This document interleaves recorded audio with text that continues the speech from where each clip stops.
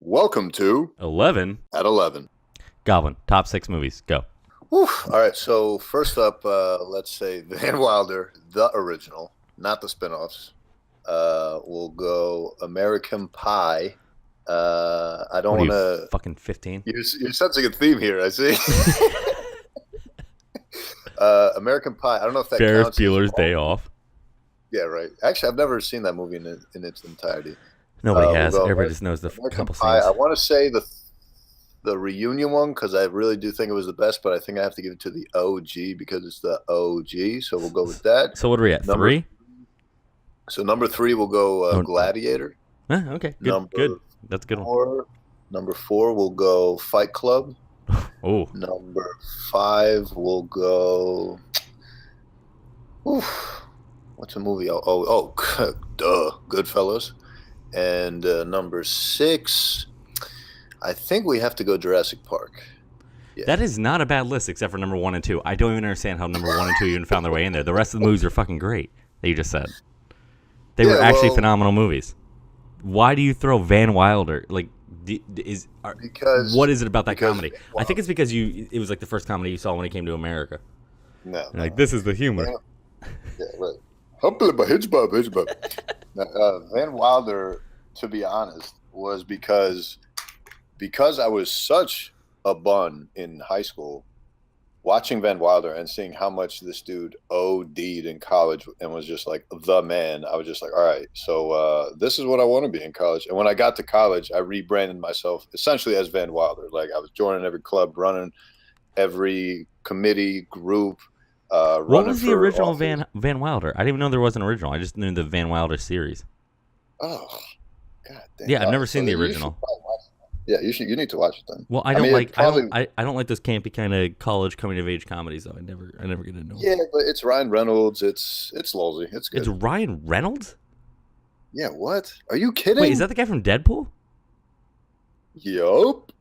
He's in the Van Wilder movies? Yeah, just the. I didn't even know. What year did that come out? I know they came up with some garbage. Well, they did the spin-off, Van Wilder. Yeah, well, no, it wasn't spin-offs. They always did the Van Wilder presents thing.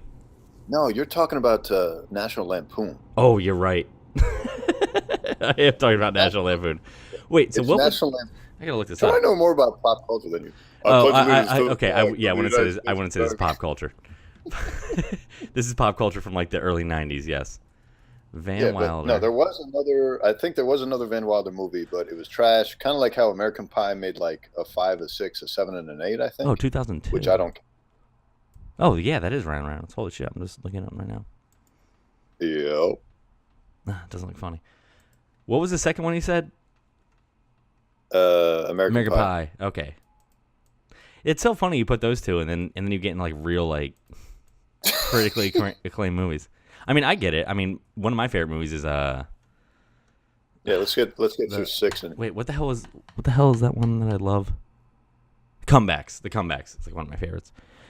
Dude, I don't know my 6. I can't list them in order because I just like so many fucking movies.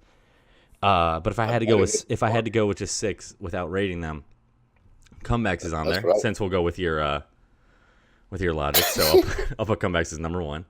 After Comebacks, Trainspotting, Requiem for a Dream, The Fountain, Gangs of New York, without Cameron Diaz, and then to round it off, probably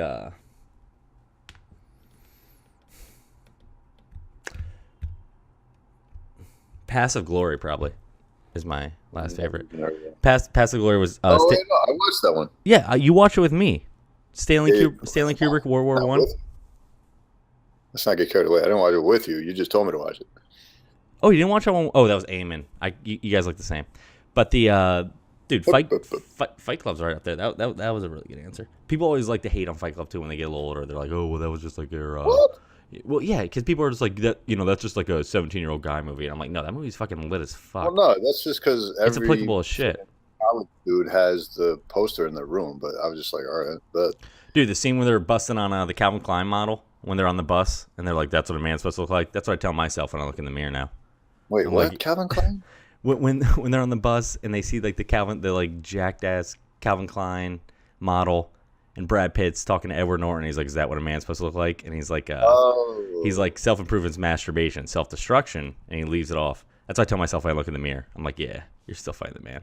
sure. I'm like, get that belly. I mean, I haven't watched Fight Club in the context of like a film. I just find myself watching it over and over and over. Kind of like Goodfellas. Goodfellas has more watchability to me than Fight Club. Goodfellas They're is both great. I've watched each of them like at least 11 times. Do you for like The sure. Matrix? Matrix I like, but I can't just like watch it again. I'm not a big sci-fi guy. I don't like Oh, I space love movies. I don't like war movies. I do watch them. I just very sparingly. Like I gotta like really be in the mood to watch it. What about V for Vendetta? Otherwise, Have you seen V for Vendetta? I've seen it, but again, just not really my vibe. I don't like the whole. What's that Burning Book movie? Fahrenheit 451. I'm not into that whole like. Oh, I haven't seen 451. Dystopian. I've read the book. I haven't seen the movie. Well, V I for mean, I haven't. But the whole theme of that, the whole dystopian-ish, I'm not into that stuff. oh, what? Oh, It's just like, why are we doing that? I don't know. Ever since I got to medical school, I put a premium on gotta comedy. throw that in there. I'm all walls. yeah, I get it. I don't know. I think you're a piece of shit. Okay. Trying to think of any other movies that have been. Trainspotting 2 is out this weekend. I can't wait to go see that actually. And then Yeah, actually, I did see the first one, but again, that was just like a Requiem for a Dream type movie. I was just like, ugh, this is nasty. But I get it, you know. you didn't like Requiem for a Dream?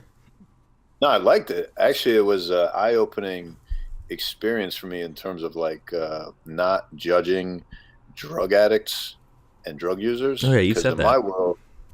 my world, people, you know, my colleagues look at drug users and alcoholics as pieces of garbage and lesser human beings, and I'm just like always giving them a second look, like, are you fucking serious? Like, what is wrong with you?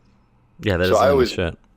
yeah, I always give pain seekers and addicts the benefit of the doubt, and I objectively treat them like anybody else, but I definitely notice a trend with most physicians not doing the same, which is kind of shitty. So. Well, it makes sense. I mean, to be a physician, you really have to live like a pretty straight edge life. Like, there's obviously like anecdotal evidence, but I mean, the people that I knew that was being doctors, you know, they were studying every night for their tests. They were pretty proper people.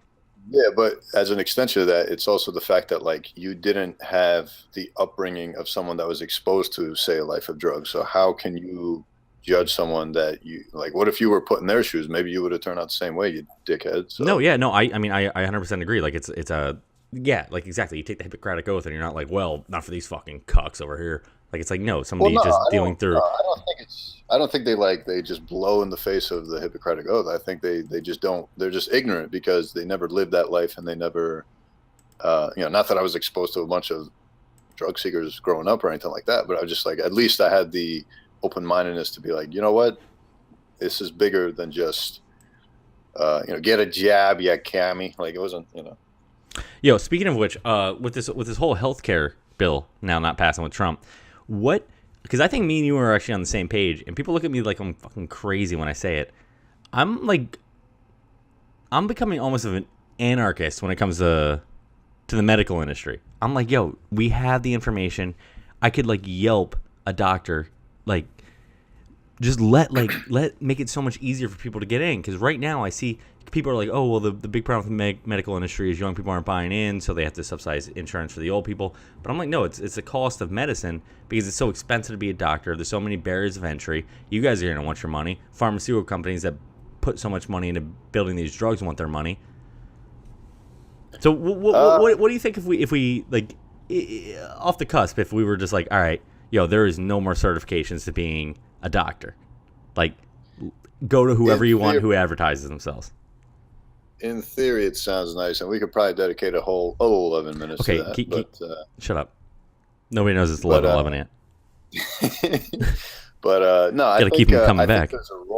I think there's a role for a Yelp-based medical thing, and we'll probably get towards that. The more advanced the internet becomes, just because we're seeing the same thing with YouTube. Like the cream of the crop of entertainment rises to the top because you're allowing individuals to be completely 100%, creative with no third parties meddling, no agents, no producers, no like big studio heads. So all of a sudden people are creating content they want to create, and audiences find that content and gravitate towards, quote, the best, or, you know, the most common thread. I think the medical thing could be an extension of that, but it just gets into medlier waters because it's just a bigger deal. Well, yeah, because you're going to get it's not YouTube content, right? It's completely different than YouTube content because it's your health, and it's like your loved one's health. But stakes is pretty high. Yeah, the stakes are high. Stakes never been higher, but the stakes are pretty high. But it's I just don't understand, like, why not, like, embrace a little bit of that, like, just tone down what it takes. Like, fuck, you have people like Steve Jobs who dies because he goes to, like, some alternative healer for his prostate cancer as opposed to going to a real doctor. He's allowed to because he has that money, and he's able to make that choice. Well, now we're like silent off to only be able to visit certain doctors. It was his choice. He was like, I want to go to alternative healing. Right now we're silent off. Like if my parents get sick, they can only go to doctors that are within their insurance range. Well, let's talk about it on next episode. When's the next episode? I mean, literally, that's 11 minutes for me. It's 11:11, Goblin. So you have about 5 seconds left. All right. Well,